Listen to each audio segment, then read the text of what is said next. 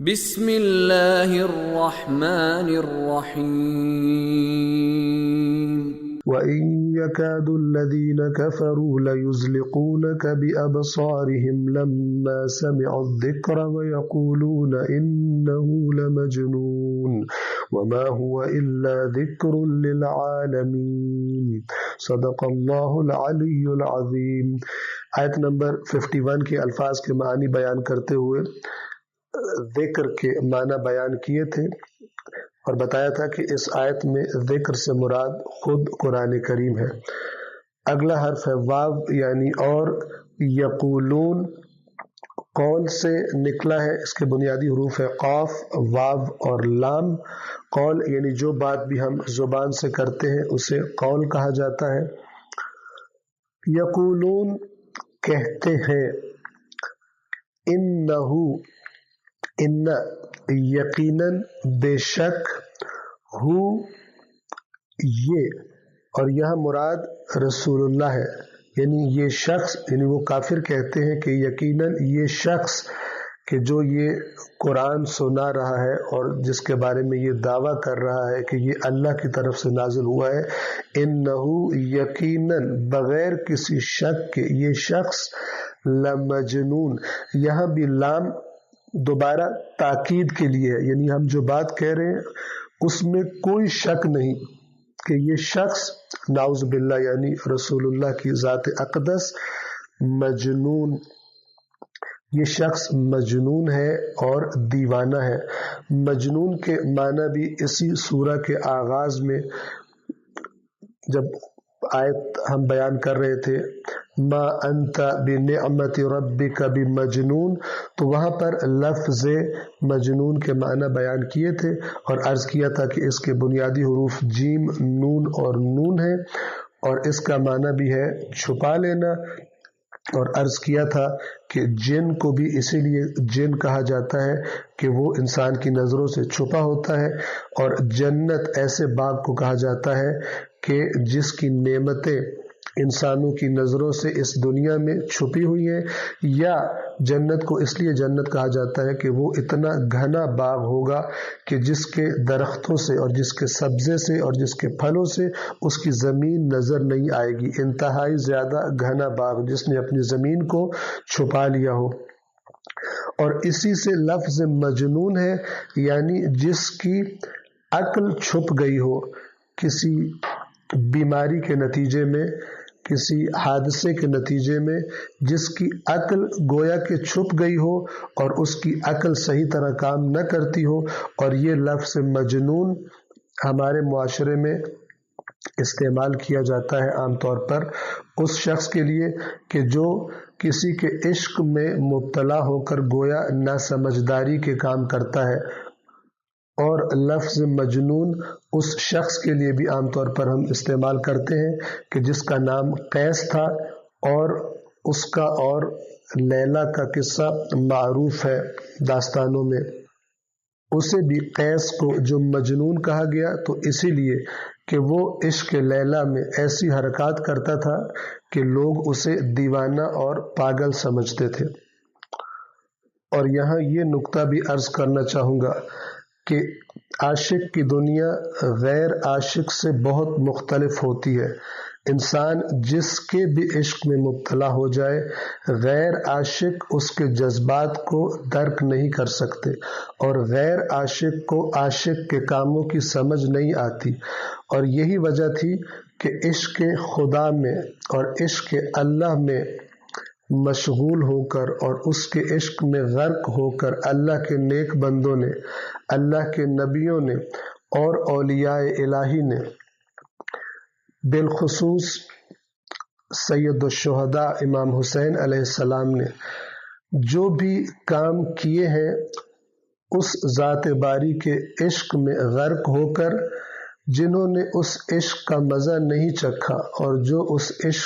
اس پاکیزہ عشق کی وادی کی ہوا اور فضا سے ناآشنا ہے، ان کو کبھی بھی ان کے کاموں کی سمجھ نہیں آتی، حتیٰ کہ عام مومن کہ جس کے دل میں خدا تھوڑا بہت اپنا عشق ڈال دے اس کے کاموں کو بھی غیر مومن نہیں سمجھ سکتا۔ اسی لیے قرآن کریم نے وضاحت کے ساتھ آغاز میں سورہ بقرہ کے آغاز میں فرمایا کہ جب ان سے کہا جاتا ہے کہ اس طرح ایمان لاؤ جس طرح یہ حقیقی مومن ایمان لے کر آئے ہیں، تو یہ لوگ کہ جن کے دل ایمان کی لذت کو ابھی نہیں چکھ پائے وہ کہتے ہیں انؤمن کما آمن السفہاء، کیا ہم ان کم عقل اور بے وقوف لوگوں کی طرح ایمان لے آئیں؟ تو یہاں قرآن کہنا چاہتا ہے کہ ایمان والا جس کے دل میں عشق الہی کی لذت آ چکی ہو اس کے کام کو غیر عاشق خدا نہیں سمجھ سکتا۔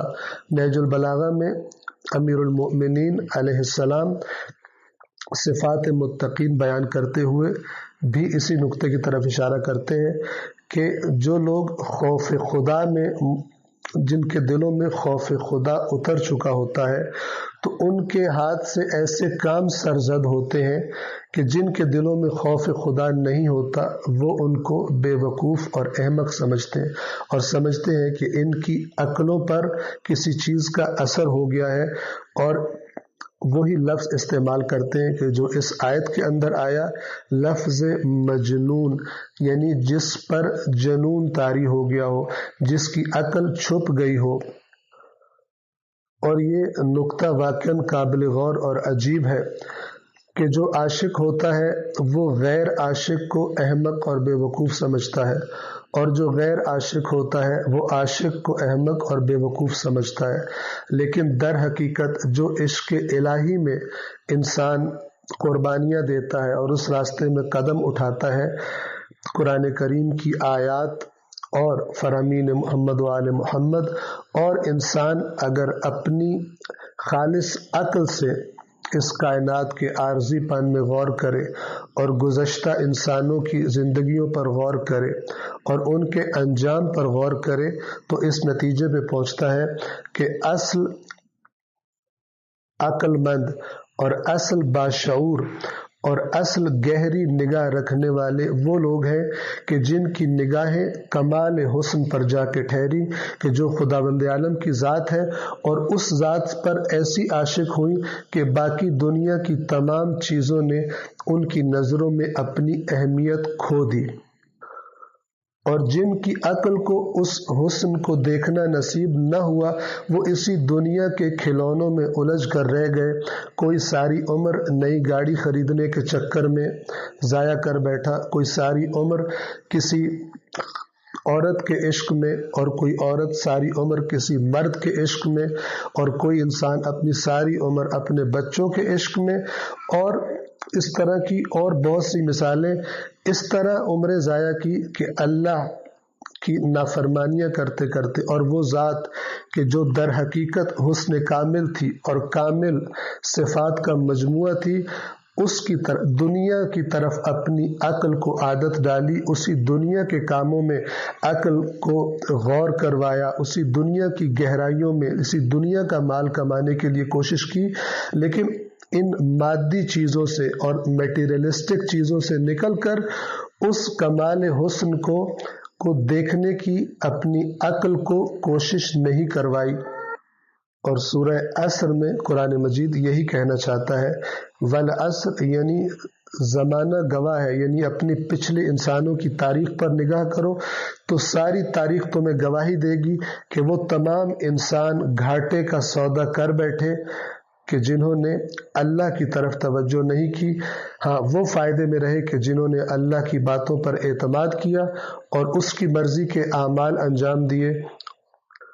اور اس راستے میں آنے والی مصیبتوں سے گھبرا کر اس راستے کو چھوڑا نہیں، بلکہ خود بھی اور اپنے ساتھیوں کو بھی حق پر ہمیشہ رہنے کی تاکید و نصیحت کرتے رہے اور اس راستے پر صبر کرتے رہے۔ والسلام علیکم ورحمۃ اللہ وبرکاتہ۔